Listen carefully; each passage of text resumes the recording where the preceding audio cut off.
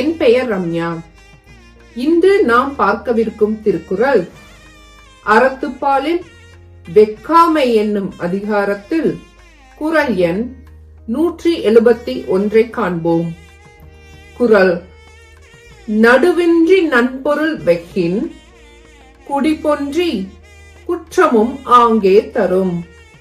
இதனுடைய பொருள்: நடுவின்றி, நடுவு நிலைமை இல்லாமல், நன்பொருள் வெக்கின், பிறருக்குரிய நல்ல பொருளை வெக்கின், ஒருவன் கவர விரும்பினால், ஒருவன் எடுத்துக்கொள்ள விரும்பினால், குடிபொன்றி, அவனுடைய குடியும் கெட்டு குற்றமும் ஆங்கே தரும், அவனுக்கு குற்றமும் அப்பொழுதே வந்து சேரும் என்பதே இதன் பொருள். மீண்டும் ஒரு முறை திருக்குறளை காண்போம்.